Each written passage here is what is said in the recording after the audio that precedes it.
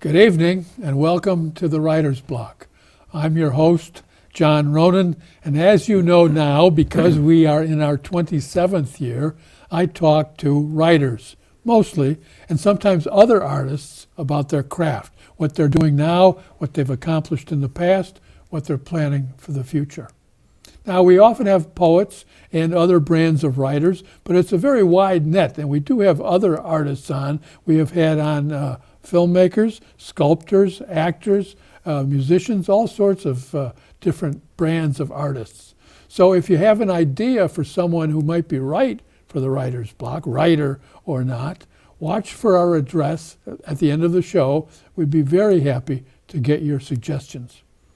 I also want to point out that this original program, as well as all the other original programming that comes out of Cape Ann TV, is a result of cable access. It's a wonderful community service, and you don't get it with Dish. So when you see those commercials on television for transferring to Dish, just ignore those. You stick with cable. I want to tell you tonight that I'm very happy to announce we do have a variety artist, a filmmaker by the name of Shep Abbot. Shep was on the show some years ago, and I'm very happy to have him back because he's working on a new project about Gloucester. That's why I have on his special T-shirt, sweatshirt from our vast costume department. Shep was born in Newport, Rhode Island, and lived after that in Wenham and attended Beverly High School. While he was there, he worked at the family's marina in Little River here in Gloucester, so he has had long connections with Gloucester. After Beverly High, he went to the University of Pennsylvania, studied economics, and later was in the Navy during the Vietnam War and was stationed in Vietnam. After he got out of the Navy, he went toward his acquired love of photography and filmmaking, and has had some success, some considerable success. He shared an Oscar for the documentary Broken Rainbow, and also has written screenplays, notably one for Chud, I hope I get this right, Cannibalistic Humanoid Underground Dwellers. Now he's working on Gloucester Speaks, a new documentary about this wonderful city. So I'm very happy to welcome this evening Shep Abbot. Thank you for coming down. Thanks for inviting me. I mentioned before the show I wanted to first ask about the transfer from economics at Penn, and you said before the show you loved economics, you were very interested, to movie making. That's a big, big step. What inspired that? Well, I'd always been mostly interested in the arts when I went to Penn, but at that time in 1961 was the sort of Kennedy years, and we were all very interested in politics, and so for me, economics was a way into that world of politics and dealing with social issues and that sort of thing, and thinking that you might go into politics but after college, I had realized while I was in college that I was very interested in architecture, and did some architecture in college, but I didn't want to pursue it immediately after college, so I went in the Navy. And while I was in the Navy,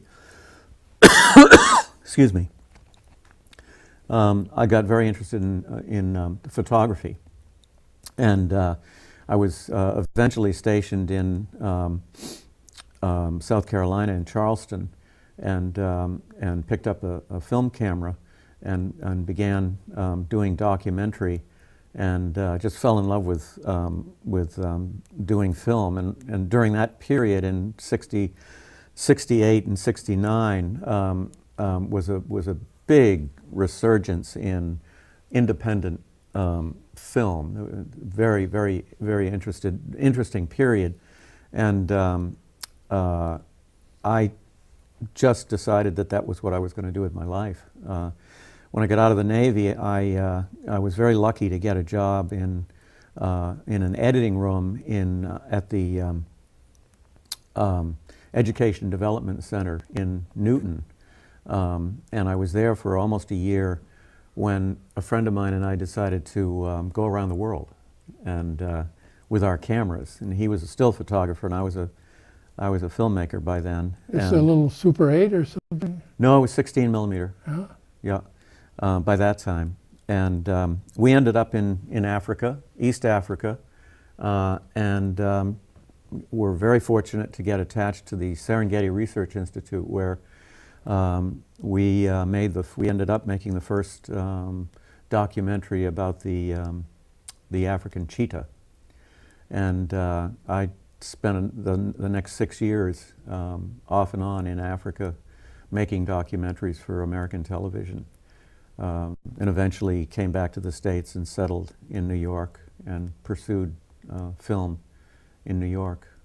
I'm curious, because I'm still back on that transfer from economics to film. Was there a specific film or filmmaker, a film you might have seen in the 60s, and you said, that's what I want to do, that kind of creativity? Was there a moment like that, or was it a gradual process? Well, there was a there was a moment that I'll never forget when I saw Fahrenheit 451, and I wanted to own the film. I wanted to be able to see it whenever I felt like seeing it. It's long before CDs and DVDs. And I thought that could never happen, you know. And here we are. Yeah. And I have it. But that was wasn't exactly a turning point. The turning point, I think, really was in '68, after Martin Luther King was assassinated. The nurses, the black nurses in Charleston, went on strike for higher wages, and the SCLC came down with Ralph Abernathy, came down to Charleston and organized the black community in Charleston. It was the first time anything like that had happened in Charleston, South Carolina, and the National Guard was called out, and I was in the Navy. And although there was a curfew, because I was an officer in the Navy, I could go places that other people couldn't go. And I actually bought a Super 8 camera and a portable recording system, and made my first documentary of that 2 weeks of pretty intense stuff. And I got, really from here to you to Mrs. King, and got some beautiful film of Mrs. King. That was my first experience with documentary. And you've been in film ever since, and you are working on a documentary now. I am.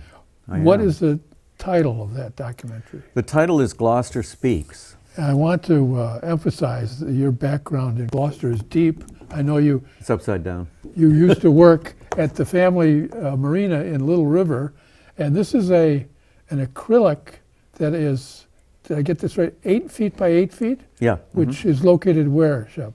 It's at the Lanesville Community Center, and it's a mural. And when did you do this? Of Gloucester Harbor. I did it a couple of years ago. So you were a painter, a plastic artist, as well as a filmmaker and I do a lot of painting. writer. Yeah, I've painted since I was a kid. My mother was an artist.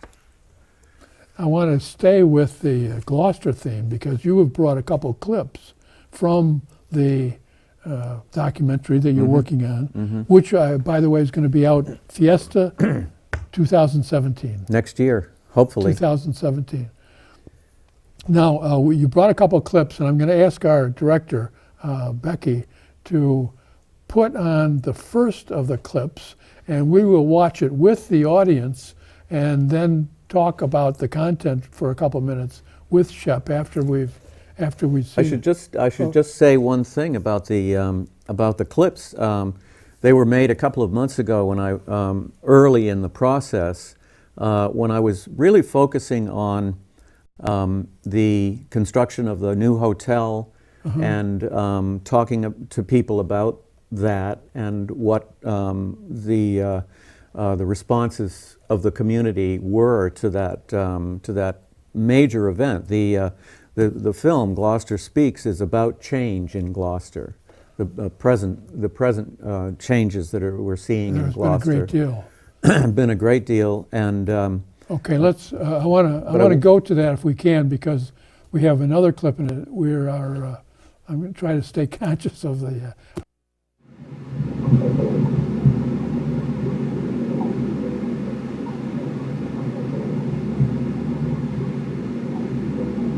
You know, do something. We should do something to find out what we're doing and be proud of who we are. There is no lost soul unless you make it lost. There was too many fishermen that were lost, and yet their strength should be, their family strength is should what make us keep living and going forward and saying to those families, they didn't lose in vain. We have fishermen. We are strong. We have the fishermen's, the memorial fishermen's statue. We have the fishermen's team. The fishermen's church. We have everything else, but what we have is the fisherman's soul, the heritage of our waterfront, our work in waterfront. This whole island started on fishing. that's going to change Gloucester. Already has. See, that building is just converted to 3 units. This new building they're building here is going to be 3 units. See the building up on top? That's also owned by Beauport LLC. You never read that in the Boston Daily Times, but piece by piece, the gentrification should be complete in 5 to 10 years. That piece of real estate was basically hotel, and so people tend to forget that. When they're all up in arms about saying, "Oh, geez, this hotel that they're building is going to ruin everything. It's going to blah blah blah." No, that's what was there before, and so it's here again. I mean, I'd been looking out here for 19 years or something. Yeah. And then one day I looked out and I thought, oh, the ocean's doing something different. It's like sometimes a sea smoke, or it's very gray and you can't see a lot of detail, no waves. But I said, wait a minute, I can't see the top of the lighthouse. And I could see all that stuff. And then I saw that it was all gone. It was just a tar roof at that point. And it was just this expansive gray. My heart sank because that was it. No more ocean out my window. Yeah. Thank you for showing that, Becky. What did we just see, Shep? I mean, I know what we just saw, but describe the production and how you went about creating that. Yeah. Well, I've always been really interested in capturing people on camera. I love to get people's responses to issues.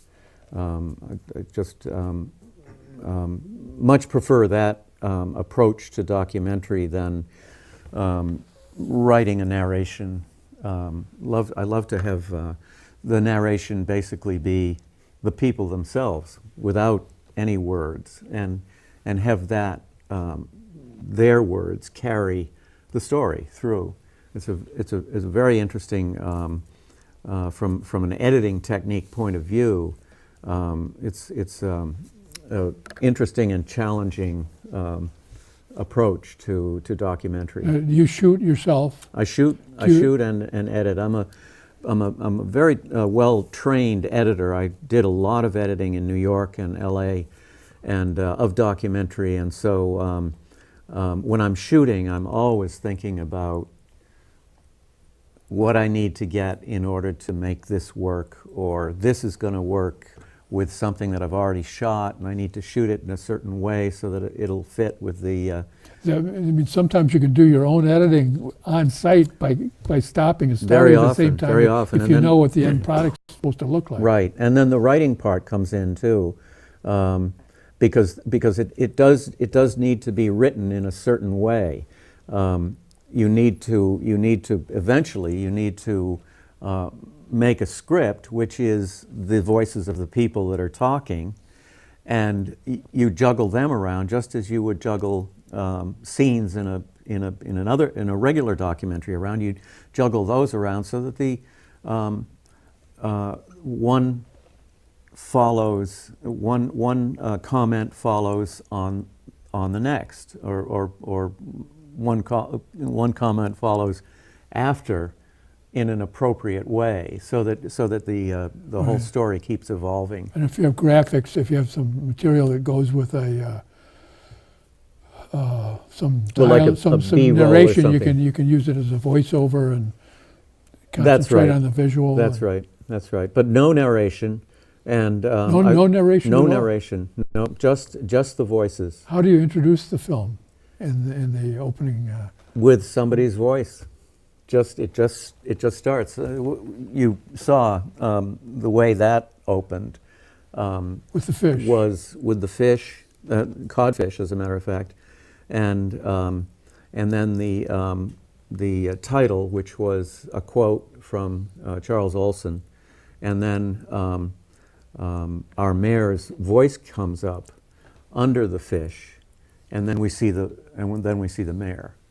In connection with your Gloucester background and Gloucester history, I want to hold up a DVD which is of More Precious Than Gold, another earlier production of yours about, tell us what this is about. Yeah, that was a 1-hour documentary I made with narration on the early settlement of Gloucester, the first 200 years of Gloucester. And the reason I brought that along was because I'm going to, since Gloucester Speaks is about the past, the present, and the future of Gloucester, I'm going to be able to refer to certain sections of More Precious Than Gold to illustrate the past. And then we'll bring it up to date with the schooner fishing, and there's some wonderful film footage of schooner fishing at the museum and a few other places. The Adventure has some wonderful footage, and so there will be an opportunity to delve a little bit into the past in order to contrast where we are with where we've been, and then sort of have a discussion about where we might be going. With fear and trepidation. Well, At times. some at people are times. very excited about it. You know, as a matter of fact, there are some very innovative things going on in the harbor. I wanted to say that I'm mainly focusing on the harbor because I feel like my economist is talking now. I feel like the harbor is not only the soul of Gloucester, but it's also or can be and has been the economic engine of Gloucester. And so our future is still very much tied up in how we go forward with the development of the harbor. And so there are a couple, I wanted to mention a couple of very innovative things that are going on in the harbor right now. Okay, go ahead. Mention two, but I want to make sure we get to the second. Oh, yeah, clip. So okay. if you could mention those two. Yeah, Those two items. the Gloucester Maritime Genome Institute, which is right down the street here. in Blackburn Center. In Blackburn Center, yeah. And Ocean Alliance, of course, that people know, and Neptune's Harvest, which uses fish gurry in order to make fertilizer, and they're very successful. And these are some of the more modern, innovative fish-related and ocean-related projects that are going on. And you in sound Gloucester. optimistic about Very the harbor optimistic, and maintaining that gravity. that sense of the ocean being our nature, in our nature. Good. Now, thank you very much for pointing those items out. I was aware of a couple, but not all of them. We have a second clip that Shep has brought from Gloucester Speaks, and we're going to see that second clip and then briefly discuss it after we have seen this footage. There's no fish out there anymore, so there wasn't any choice. It had to become tourist town, which it always was to some extent, but more and more so since I moved here 30 years ago. And 40 years, 50 years ago, I'm sure the stench from the gurry plants would have driven every tourist away anyway. You're looking forward to what? The Cabana Boys. Well, that's the first time I've heard that. Oh, this is lovely. There- It's the first for everything. There is. I imagine there'll be some. The fishing industry is going south, and it's transforming into a tourist-based economy. And that's the way it is. But I'm sort of wistful that that's happening, and Gloucester's going to lose its uniqueness, and I don't know. I have very mixed feelings about it. I don't think it's going to bring anything different than is already here, which I guess is why I'm not more upset about it than I am. You know, I don't think that anybody in the past was like, I really want to go to Gloucester, but they don't have this really nice hotel for me to stay in. I see piecemeal planning. In other words, I see planning by default. I see a developer like Davis who comes to Gloucester and builds a hotel, but doesn't think about the domino effect on the neighborhood and the city. A serious plan would have said, yes, let's have a hotel. We want a hotel. Let's have it somewhere where it doesn't have an adverse impact on the neighborhood. Let's have it someplace where it doesn't, in a way, make life difficult for people who've lived for generations in that neighborhood. Yeah, they used to pull the fishing boats up here and work on them. They would pull them up at high tide, let the tide go out, scrape and paint, put them up on lifts, scrape and paint. They all had small boats in the old days. My aunts and grandmother used to come down to this beach with their aprons, and the fish were so plentiful they could just go knee deep into the water and scoop the fish with their aprons and throw them up on the beach. Thank you for that second clip, Shep. Tell us what you shot with, what the camera was, and when you started. It's a high-def camera that I actually won a Awesome Gloucester Award, which helped me to purchase a more expensive camera. And so most of the film most of the documentary is shot with a high definition. So the old camera. days are gone, where you had to have a shoulder-mounted $75,000 piece of equipment It's to incredible, do good and I film. can do all the editing at home, just sitting in front of my computer. What software do you use for the editing? The Final Cut Pro. Final Cut? Yeah, I know we don't have much time, but But go ahead. I want to. magic. It's magic now editing a film compared You don't have to to the have a old big days. Avid machine That's that right, takes up with, half the with room. And, tons of film all over the place. yeah, you know. yeah. And you said again, this is going to be released, and I'm sure there'll be plenty of publicity out for Fiesta. Fiesta of 17. next year. Yeah, next summer. Okay, we will be looking forward to it. So this year, because it's January. Oh, right, it's Magic this in year. January. Right. Fiesta period of Never know what time it is. June 17. How will you? Excuse me. Do you have another note? Some other items you want to emphasize? I wanted to say that in the making of this, you have certain ideas, and I have come to the conclusion that this is Gloucester Speaks is really a celebration of a city that I love, and that most of the people that I know that live here love, beyond the typical love of place. There's something iconic and precious about Gloucester that we all feel, and so the issues that I raise are all in the context of a terrific celebration of this place. I agree. the first time I saw Gloucester, I knew I was going to be back permanently, and Really? I did come back permanently. I've been here only 45 years, but so my students say, "Well, you weren't born here." Yeah, well, Yeah. I've been here longer than Reborn here. Born again, yes, and Right. and I've been here longer than they've been alive, so I don't listen to that flack anymore. Now we don't have time for this.